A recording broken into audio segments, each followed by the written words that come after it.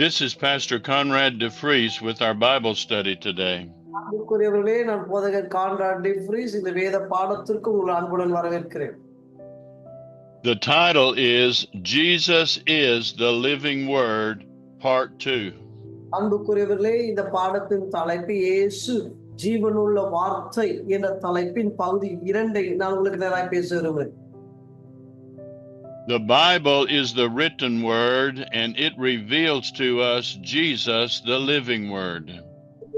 வேத வசனங்களானது எழுதப்பட்ட வார்த்தை, அது ஜீவனுள்ள வார்த்தையாகிய இயேசுவை நமக்கு வெளிக்காட்டுகிறது. The Bible will never change and it will never be added to. It is the complete word of God. அன்புக்குரியவர்களே, வேதமானது மாறாதது. அதில் எந்த எழுத்தும் எந்த வார்த்தைகளும் சேர்க்கவோ எடிட் பண்ணவோ அதற்கு நமக்கு அதிகாரம் இல்லை. அப்படிப்பட்டதே தேவ வார்த்தை. It has the answers for everything in our lives today. அன்புக்குரியவர்களே, நம்முடைய வாழ்க்கைக்கு வேண்டிய எல்லா காரியத்துக்கும் பதில் தேவ வார்த்தையில் உண்டு. It tells us about the creation of Adam and Eve, the beginning of the human race. இது ஆதாம் எப்படி உண்டாக்கப்பட்டான் என்று சொல்லி உலக வரலாற்றின் துவக்கத்தை காண்பிக்கிறது. God gave them dominion over all the earth, but they sinned and turned it over to the devil. அன்புக்குரியவர்களே, தேவன் சகல அதிகாரத்தையும் மனிதனுடைய கரத்தில் கொடுத்தார். அவனோ பாவம் செய்து அதிகாரத்தை பிசாசுக்கு கொடுத்தான். Because we are descendants of Adam is why we are born in sin when we come into this world. தேவர்களே, நம் ஆதாமின் சன்னதியாய் இருப்பதினாலே இந்த உலகத்தில் பிரவேசித்த நாம் பாவத்தோடவே இந்த உலகத்தில் பிறந்தோம். We did not have a choice how we would be born, but we have a choice today to receive Jesus. இந்த உலகத்திலே பிறக்க வேண்டும் என்ற அந்த காரியம் நமக்கு இல்லை. ஆனால் இந்த உலகத்திலே தேவனுக்குள் பிறக்கிற காரியம் நமக்கு ஒப்புவிக்கப்பட்டிருக்கிறது. The Bible gives us the great plan of God's redemption. வேதமானது இந்த உலகத்திலே விடுதலையாக்கப்படுவதற்கான மாபெரும் வழியை வேதம் நமக்கு போதிக்கிறது. It tells us about marriage and raising children and having families. இந்த உலகத்திலே திருமணத்தை குறித்து வேதம் போதிக்கிறது, பிள்ளை வளர்ப்பை குறித்து வேதம் போதிக்கிறது. It tells us what to do to be successful and how to work in business and treat other people. இந்த உலகத்திலே தொழிலை எப்படி செய்வது, எப்படி வெற்றியுள்ள வாழ்க்கை வாழுவது, எல்லாவற்றுக்கும் வேதத்திலே பதில் உண்டு. It tells us everything we need for every area of our lives. இந்த உலகத்திலே நாம் வாழுகிற எல்லா காரியத்திற்கும் பதில் கொண்டதே இந்த பரிசுத்த வேதாகம். Jesus is the living word of God and the Bible tells us and reveals him to us. இயேசுவே ஜீவனுள்ள வார்த்தை, அந்த வார்த்தையை வெளிக்காட்டுகிற ஒன்றுதான் பரிசுத்த வேதாகம். You can learn some things by looking at the stars and the universe, but it must have the Bible to understand God. இன்னைக்கு வானத்தின் நட்சத்திரங்களை பார்த்து, ஆகாய மண்டலங்களை பார்த்து சில காரியங்களை நம்மால் கற்றுக்கொள்ள முடியும். ஆனால் ஜீவிக்கிற வார்த்தையாக இயேசுவை கற்றுக்கொள்ள இந்த பரிசுத்த வேதாகமே வழி. I want to encourage you to get into the Bible, learn about it, and learn to speak the word of God out of your mouth. அன்புக்குரியவர்களே, இந்த பரிசுத்த வேதாகத்தை அனுதினம் வாசிங்க. அதை ஒவ்வொரு வார்த்தைகளும் எடுத்து மனப்பாடம் பண்ணுங்க, அதை பேசுங்கள் என்று உங்களை உற்சாகப்படுத்துகிறேன். Many Christians are just hearing the word of God and reading, yes, and then asking God to do it and just waiting for him. அநேக கிறிஸ்தவர்கள் வேதத்தை வாசிக்கிறாங்க, உண்மைதான். அதை வாசித்து அப்படியே வைத்து விட்டு ஆண்டவரே எனக்கு உதவி செய்யும் என்று ஜெபித்துக் கொண்டிருக்கிறார்கள். When Joshua was fighting a battle for the children of Israel, he needed more daylight to win the battle. அங்க கவனிங்க, யோசுவா அவன் இஸ்ரவேல் ஜனங்களோடு கூட அவன் யுத்தம் செய்து கொண்டிருக்கும் பொழுது, புறஜாதிகளோடு கூட யுத்தம் செய்யும் போது அவனுக்கு வெளிச்சம் தேவைப்பட்டது. He prayed and interceded for God to do something to give him the victory.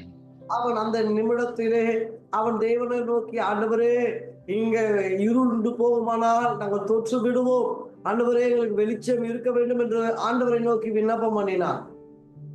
But it wasn't just enough for him to pray and talk to God about it.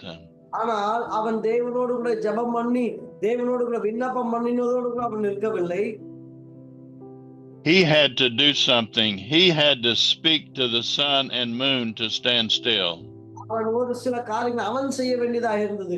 அவன் வானத்தில் இருக்கிற சூரியனை பார்த்து, வானத்தில் இருக்கிற நிலாவை பார்த்து அவன் பேச ஆரம்பித்தான்.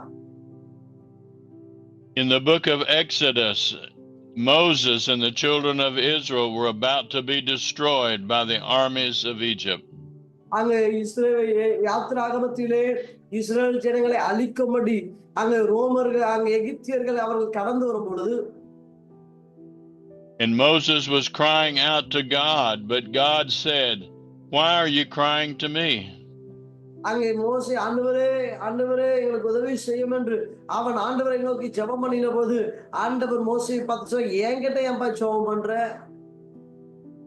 He said, Moses, you take your rod and you stretch it over the water and you divide the waters. ஆண்டவர் மோசேயை பார்த்து, உன் கையில் இருப்பது என்ன? உன் கோலை எடு, நீ அந்த கடலை செங்கடலை பிளந்து போடு என்று சொன்னார். Moses did not have the power, but he had the authority on earth to divide the waters. அங்கே மோசேக்கு வல்லமை கிடையாது, ஆனால் அதிகாரம் இருந்தது. அந்த கடலை, அந்த செங்கடலை பிளக்கிற அதிகாரமுடையவனாக அவன் காணப்பட்டான். Whether you know it or not, the moment you are born again, God gives you authority to speak His word. அன்புக்குரியவர்களே, உங்களுக்கு தெரியுமா தெரியாதா என்று எனக்கு தெரியவில்லை. நீங்கள் ரட்சிக்கப்பட்ட அந்த வினாடி, நீங்கள் இயேசுவை ஏற்றுக்கொண்ட அந்த வினாடி ஆண்டவர் உங்களுக்கு அதிகாரத்தை அவர் கொடுத்திருக்கிறார். At the very minute you are born again, He gives you the power of attorney to use the name of Jesus. அந்த வினாடி நீங்கள் ரட்சிக்கப்பட்ட அந்த வினாடி இயேசுவின் நாமத்தை பயன்படுத்துகிற அதிகாரத்தை தேவன் உங்களுக்கு கரத்தில் கொடுத்திருக்கிறார். Many Christians are begging God to do things, but they need to learn to speak His word and see it come to pass. அநேக விசுவாசிகள் ஆண்டவரே எங்களுக்கு அற்புதம் செய்யும் என்று சொல்லி தேவனை பார்த்து கெஞ்சி கொண்டு இருக்கிறாங்க. ஆனால் கர்த்தரோ அவர்களுக்கு அதிகாரத்தை கொடுத்திருக்கிறார். In the book of Matthew chapter 8 and verse 8, மத்தேயு 8ஆம் அதிகாரம் 8ஆம் வசனத்தை வாசிப்பீரானால், the centurion said to Jesus, "Speak the word only and my servant will be healed." அங்க 100க்கு அதிபதி இயேசுவை பார்த்து சொல்லுகிறார், இயேசுவே நீர் ஒரே வார்த்தை சொன்னால் போதும், என் வேலைக்காரன் சுத்தமாவான். God was teaching and showing us how to speak the word of God and see it come to pass. ஆண்டவர் நமக்கு போதிக்கிற காரியம், நமக்கு சொல்லிக் கொடுக்கிற காரியம், எப்படி தேவனுடைய வார்த்தை நாம் பயன்படுத்த வேண்டும் என்று தேவன் நமக்கு சொல்லிக் கொடுத்திருக்கிறார். Jesus said in the book of John chapter 14 and verse 12, யோவான் 14ஆம் அதிகாரம் 12ஆம் வசனத்திலே இயேசு நமக்கு கற்பித்ததை கவனியுங்க. the works that I do shall you do also. அங்க இயேசு சொல்லுகிறார், நான் செய்த கிரியைகளை நீங்களும் செய்வீங்க. Jesus was our example. இயேசுதான் நம்மளுடைய மாதிரி. You say, but He was Jesus, He was God on the earth. இயேசு தேவாதி தேவன் மனித அவதாரம் எடுத்து இந்த பூமிக்கு கடந்து வந்தார். But even Jesus said, I can of mine own self do nothing. அங்க அப்படிப்பட்ட தேவாதி தேவன் அவசர என்னால் நான் சுயமாய் நான் ஒன்றும் செய்வதில்லை. He laid aside His deity powers and operated as the Son of Man in His earthly ministry. தம்முடைய தெய்வத்துவ மகிமை அவர் ஓரமாக வைத்து மாம்ச மனித குமாரனாக அவர் கிருபையாய் அவர் கிரியை செய்ய ஆரம்பித்தார். He wants you and I to be like Abraham and put the word of God and say in our mouth what God says in His word. நீங்களும் நானும் இயேசுவை போலவும் ஆபிரகாமை போலவும் நாம் அறிக்கை செய்கிறவர்களாக தேவ வார்த்தைகளை பேசுகிறவர்களாக இருக்க வேண்டும் என்று தேவன் விரும்புகிறார். It took Abraham 24 years to learn that lesson. இதை ஆபிரகாம் கற்றுக்கொள்ள 24 ஆண்டுகள் பிடித்தது. God kept telling him the promises. He kept telling him the blessings that was for him. ஆண்டவர் அவனோட வாக்குத்தத்தத்தை காண்பித்து கொடுத்தார். ஆண்டவர் அவனோட ஆசீர்வாதங்களை அவனுக்கு காண்பித்து கொடுத்தார். Abraham kept waiting for the promise, and he did not see it happen in his life. பாருங்க, ஆபிரகாம் அந்த வாக்குத்தத்தங்களுக்காக அவன் காத்திருந்தான். But God told him, I have made you the father of many nations, of multitudes. ஆண்டவர் ஆபிரகாமை பார்த்து சொன்னார், நான் திரளான ஜாதிகளுக்கு உன்னை தகப்பனாக்கினேன். And God put it in the past tense as if it had already happened. அங்க பாருங்க, அந்த வார்த்தைகளை நீங்கள் கவனமாய் வாசிப்பீர்களானால் அது ஏற்கனவே முடிந்ததை போல் அது எழுதப்பட்டிருக்கிறது, எதிர்காலத்தை குறித்து எழுதப்பட்டிருக்கிறது. Then Abraham began to say, my name is Abraham. I am the father of a multitude. என் பெயர் ஆபிரகாம், அப்படி என்று சொன்னால் திரளான ஜாதிகளுக்கு தகப்பன். But Sarah was not pregnant, and he did not have a child by Sarah. ஆனா கவனிங்க, சாராளுக்கு பிள்ளை இல்லை, அவள் குழந்தை பாக்கியமற்றவளாய் காணப்பட்டாள். He called those things that did not exist as if they already existed. கவனிங்க, இல்லாதவளை இருக்கிறதை போல் அழைக்கிற தேவனை பின்பற்றுகிறவன் அவனும் அப்படியே காரியங்களை நடக்க செய்தான். When you sow a seed in the ground, you are expecting a harvest that you cannot see yet. ஆண்டவரே, நீங்கள் ஒரு விதையை நீங்கள் விதைத்திருப்பீர்களானால் அதை அறுவடை காலம் வரைக்கும் நீங்கள் அது முளைத்தெழும்பதை நீங்க பார்க்காவிட்டாலும் அது முளைத்தெழும்பும். But if you have sowed the seed, you believe you have the harvest before you ever see it with your eyes. நீங்க ஒரு விதையை விதைக்கிறீங்க வைத்துக் கொள்ளுங்க, நீங்க அறுவடை இவ்வளவு இருக்கும் என்பதல்ல, அது பெரிய ஒரு அறுவடையை தரும் என்ற அந்த நம்பிக்கையில் தான் நீங்கள் ஒரு விசுவாசத்தில் தான் ஒரு விதையை விதைக்கிறீர்கள். In the book of Mark, chapter 4 and verse 14, mark 4ஆம் அதிகாரம் 14ஆம் வசனம், the sower soweth the word. அந்த வசனம் சொல்லுது, ஒரு விதைக்கிறவன் விதையை விதைத்தான். The word of God is the seed, and you and I are the ones that sow it. அங்க கவனிங்க, தேவ வசனம் விதை, நீங்களும் நானும் தான் விதைக்கிறவன். We sow it by speaking the word of God. அந்த விதையை பேசுவதின் மூலமாக அதை விதைக்கிறீர்கள். In the book of James, chapter 1 and verse 23, யாக்கோபு 1ஆம் அதிகாரம் 23ஆம் வசனம், it says, the word is the incorruptible seed that will last forever. அங்க சொல்லப்படுகிறது, தேவனுடைய வார்த்தையானது அது பிழையற்ற வார்த்தையாய் இருக்கிறது என்று வாசிக்கிறோம். Our heart, our born again spirit is like a garden to put the word of God into it. பாருங்க, நம் தோட்டத்தை போல தேவனுடைய வசனமாகிய விதையை நாம் விதைக்க வேண்டும். When you sow seed in the ground, if it's corn or wheat, you do not know how it's going to make it grow up. நீங்க என்ன விதை விதைக்கிறீங்கன்னு தெரியல, ஒரு மக்காச்சோளத்தையோ இல்ல அரிசியை நீங்க எதை விதைத்தாலும், but you sow the seed and you let the rain water it, and then it brings forth a harvest you do not know how. பாருங்க, நீங்க விதைக்கிறீங்க, நீங்க என்ன விதையை விதைக்கிறீங்களோ அந்த விதை அந்த காலத்திலே அது திரளாய் பெருகி அது பலனை தரும். That is the way the word of God is in our lives. அன்புக்குரியவர்களே, எப்படி உலகத்திலே விவசாயம் எப்படி நடக்கிறதோ அதே வண்ணமாக தான் தேவனுடைய வார்த்தை விதைக்கும் பொழுதும் நம்முடைய வாழ்க்கையில் நடைபெறும். Abraham did not know how it would happen, but he said, I am the father of a multitude. இது எப்படி நடந்தது என்று தெரியல, எப்படி நடக்கும்ன்றும் தெரியல, ஆனால் ஆபிரகாம் சொல்கிறான், நான் திரளான ஜாதிகளுக்கு தகப்பன் என்று சொல்லு. But it did not happen until he began to speak it with his mouth and believe it in his heart.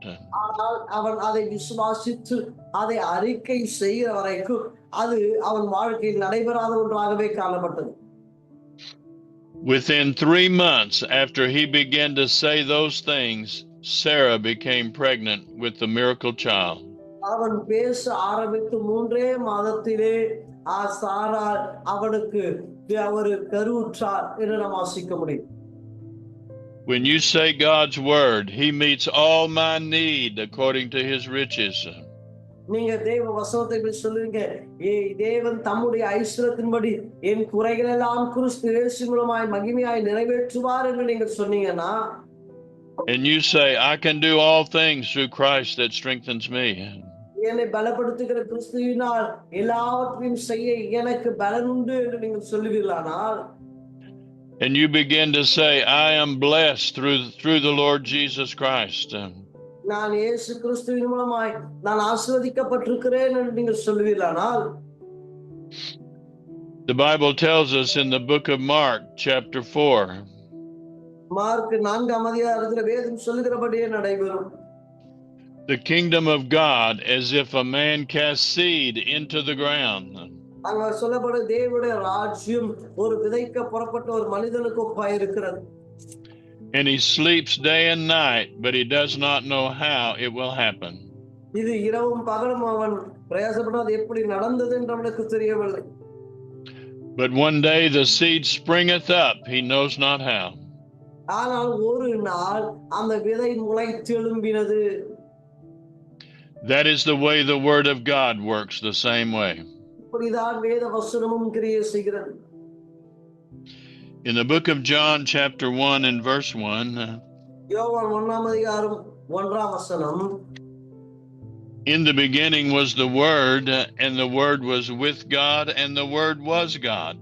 ஆதியிலே வார்த்தை இருந்தது, அந்த வார்த்தை தேவனிடத்தில் இருந்தது, அந்த வார்த்தை தேவனாய் இருந்தது.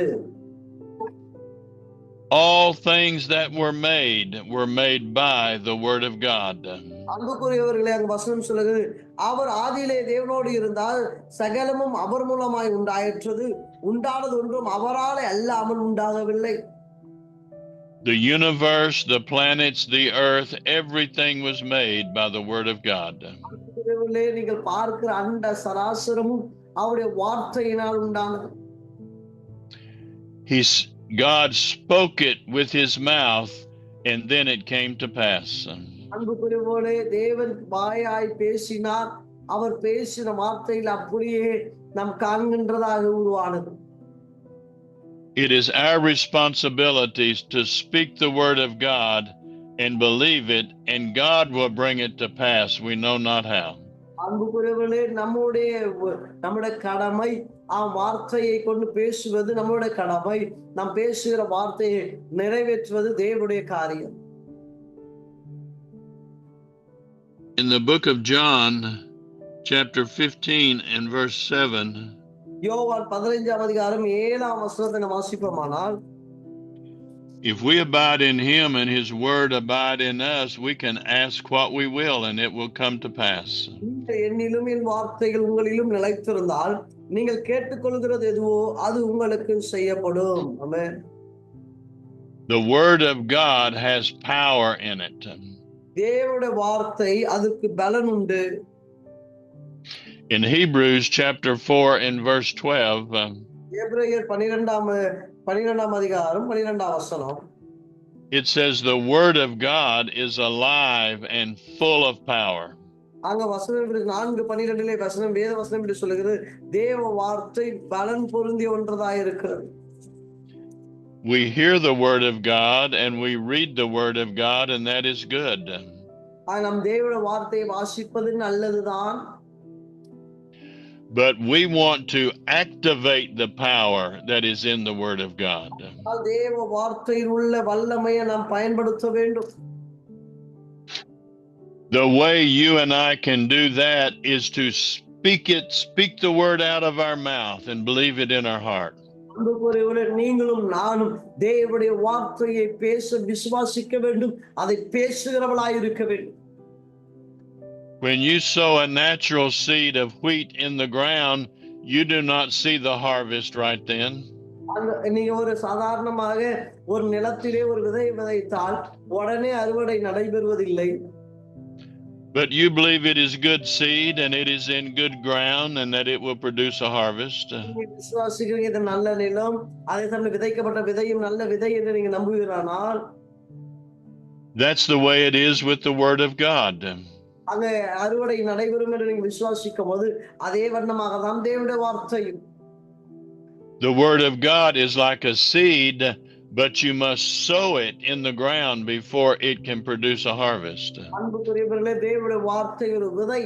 அந்த விதையை நீங்கள் விதைத்தால் தான் அறுவடை உண்டாகும். If you have natural seed, you can look at it and pray over it, but nothing will happen. இங்க பாருங்க, எப்படி ஒரு ஒரு சாதாரண ஒரு விதையை வைத்துக் கொண்டு நீங்க ஜெபிச்சுட்டே இருந்தா அந்த விதை முளைக்காது. You have to sow the seed in the ground so that it will produce a harvest. நீங்க அந்த விதையை எடுத்துட்டு போயிட்டு விதைத்தால் தான் விதை முளைச்செழும்பும். The Bible works the same way when it comes to sowing a seed. அன்புக்குரியவர்களே, தேவனுடைய வார்த்தையும் அதே வண்ணமாக தான். The Word is the incorruptible seed, and you and I are the ones that sow the seed. அன்புக்குரியவர்களே, விதையானது அது பிழையற்ற தேவ வசனமே விதை. நீங்களும் நானும் விதைக்கிறவர்கள். We sow the Word of God in our heart by speaking it out of our mouth and believing it with our heart. நீங்க அந்த விதையை உங்கள் வாயினால் நீங்கள் விதைக்கும் பொழுது அது உங்களுடைய இருதயத்தில் விதைக்கிறீங்க, அது கனிகளை தரும். We can understand the things that are spiritual by the natural things. பாருங்க, ஆவிக்குரிய காரியத்தை மாம்சமாக இருக்கிற இந்த காரியத்தின் மூலமாக ஆவிக்குரிய காரியத்தை நம்ம புரிந்து கொள்ள முடியும். Jesus is called, one of his names, he is called the Word of God. பாருங்க, இயேசுவுக்கு பல நாமங்கள் உண்டு. அதிலே ஒரு நாமம் என்னவென்று சொன்னால் தேவனுடைய வார்த்தை. In 1 John chapter 5 and verse 7, 1 யோவான் 5ஆம் அதிகாரம் 7ஆம் வசனம், there are three that bear record, the Father, the Word, and the Holy Ghost. அங்க சொல்லுகிறது சாட்சியிடுகிறவர்கள் மூவர், பிதா, வார்த்தை, பரிசுத்த ஆவி. In the book of Revelation chapter 19 and verse 13, வெளிப்படுத்தல் 13ஆம் அதிகாரம் 19ஆம் வசனம், Jesus is coming back to fight the battle of Armageddon. He is called the Word of God. அங்க இயேசு கிறிஸ்து அர்மகோதோன் யுத்தத்தை செய்யும்படியாக அவர் கடந்து போகும்போது அங்க அவரை குறித்து வேதம் சொல்லுகிறது தேவ வார்த்தை என்று எழுதப்பட்டிருக்கிறது. In the book of John chapter 1 and verse 14, யோவான் 1ஆம் அதிகாரம் 14ஆம் வசனம், it says the Word was made flesh and dwelt amongst us. அங்க வசனம் சொல்லுது தேவ வார்த்தை மாம்சமாகி நம்மத்திலே உலாவினது என்று வாசிக்கிறோம். Many places in the Bible, Jesus is called, his name is the Word of God. அநேக வசனங்கள் வேதத்திலே இயேசுவை குறித்து சொல்லப்படுகிறது, தேவ வார்த்தை என்று இயேசுவை குறிப்பிடுகிறது. The Word of God is a revelation of the living Word who is Jesus. எழுதப்பட்ட வார்த்தை ஜீவனுள்ள வார்த்தையாக கிறிஸ்துவின் வெளிப்பாடாக காணப்படுகிறது. The more you learn about the Bible, the more you learn about Jesus. நீங்க எவ்வளவு அதிகமாய் தேவ வார்த்தைகளை நீங்கள் கற்றுக்கொள்கிறீர்களோ அவ்வளவு அதிகமாய் இயேசுவை கற்றுக்கொள்கிறீர்கள். In the book of John chapter 15 and verse 7, யோவான் 15ஆம் அதிகாரம் 7ஆம் வசனம், if you abide in me and my words abide in you, you will ask what you will and it will happen. நீங்கள் என்னிலும் என் வார்த்தைகள் உங்களிலும் இருந்தால் நீங்கள் கேட்டுக்கொள்கிறது எதுவோ அது உங்களுக்கு அருளப்படும் என்று வாசிக்கிறேன். It is not because you and I have the power, but the power of God is in the Word of God. பாருங்க, உங்களுக்கு எனக்கு அதிகாரம் இருப்பது என்பதல்ல, தேவனுடைய வார்த்தைக்கு அதிகாரம் இருக்கு. In Romans chapter 1 and verse 16, ரோமர் 1ஆம் அதிகாரம் 16ஆம் வசனம், It says the gospel is the power of God. அங்க சொல்லப்படுது சுவிசேஷம் தேவ பலனாய் இருக்கிறது என்று வாசிக்கிறோம்.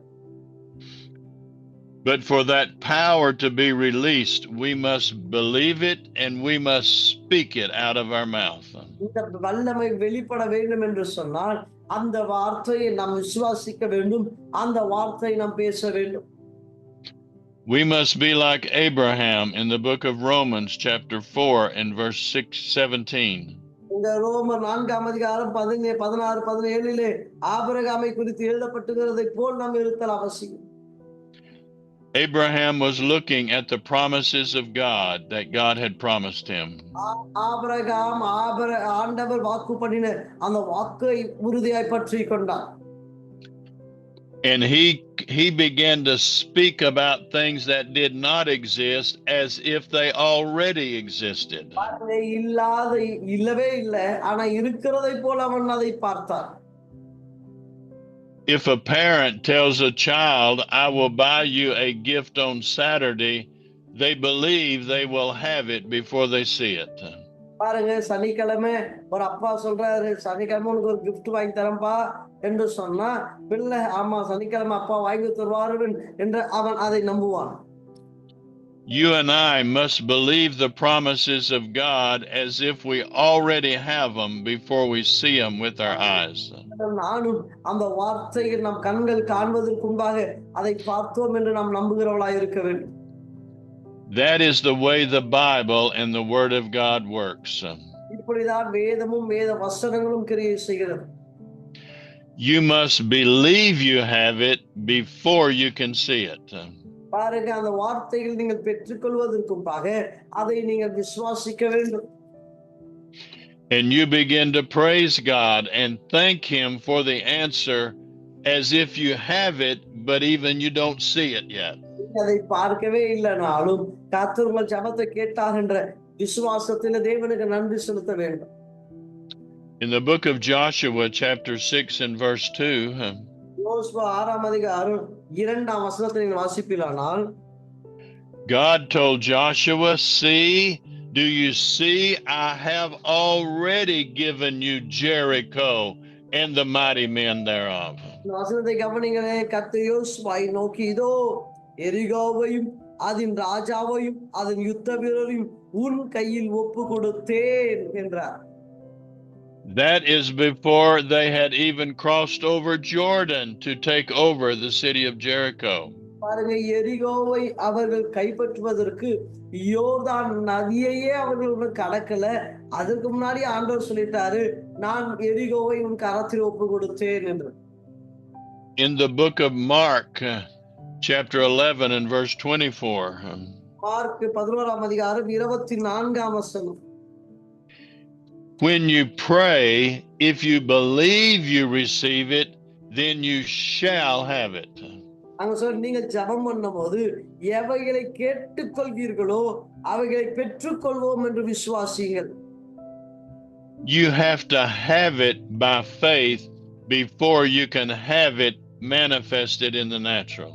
அன்புக்குரியவர்களே, நீங்கள் அது நிஜமாய் அந்த காரியங்களை பார்ப்பதற்கு முன்பாக அது இருக்கிறதை நீங்க இருக்கிறதாக நீங்க விசுவாசிக்க வேண்டும். That is the way faith works in the Bible. இப்படிதான் விசுவாசம் வேதத்திலே கிரியை செய்கிறது. You have to have it by faith before you can have it in the natural. நீங்க அதை மாம்சத்தை பார்ப்பதற்கு முன்பாக உங்கள் ஆவியின் கண்களிலே அவைகளை நீங்கள் காண வேண்டும். The word of it is wonderful to learn more and more about the word of God. You will learn more and more about Jesus. பாருங்க, வேதத்தை அதிகமாய் கற்றுக்கொள்ள இயேசுவை அதிகமாய் கற்றுக்கொள்வீர்கள். I want you to pray this prayer out loud with your mouth with me to receive Jesus as Savior. இயேசுவை உங்கள் சொந்த இரட்சகராக நீங்கள் ஏற்றுக்கொள்ள விரும்புகிறானால் நான் சொல்லுகிற இந்த ஜெபத்தை சத்தமாய் நீங்கள் சொல்ல வேண்டும் என்று நான் விரும்புகிறேன். I believe Jesus Christ is the Son of God. அன்புள்ள இயேசுவே, நீர் தேவனுடைய குமாரன் என்று நான் விசுவாசிக்கின்றேன். I believe he died on the cross for me and rose from the dead. ஏசப்பா, நீர் எனக்காகவே சிலுவையில் மரித்து எனக்காகவே உயிரோடு எழும்பினீர் என்று நான் விசுவாசிக்கின்றேன். Not just with my mind, but with my heart, I receive Jesus as my Savior. ஏசப்பா, என்னுடைய முழு இருதயத்தோடு உம்மை என்னுடைய சொந்த ரட்சகராகவும் தேவனுமாய் ஏற்றுக்கொள்கிறேன். If you believe that with your heart, then you are born again and a child of God. இந்த ஜெபத்தை உண்மையாக நீங்கள் செய்திருப்பீர்களானால் நீங்கள் மறுபடியும் பிறந்திருக்கிறீங்க. நீங்க இயேசுவின் பிள்ளையாயிருக்கிறீங்க. Get into a good, strong church and learn more and more about Jesus. He will help you day by day and step by step. In Jesus' name, we love you. வேத வசனத்தை போதிக்கிற சபைக்கு போங்க. அனுதினமும் வேதத்தை வாசிங்க. அந்த வார்த்தைகளை பலப்படுங்க. கர்த்தர் உங்களை ஆசீர்வதிப்பாராக. கர்த்தர் உங்களை பெருக பண்ணுவாராக. ஆமென். Amen.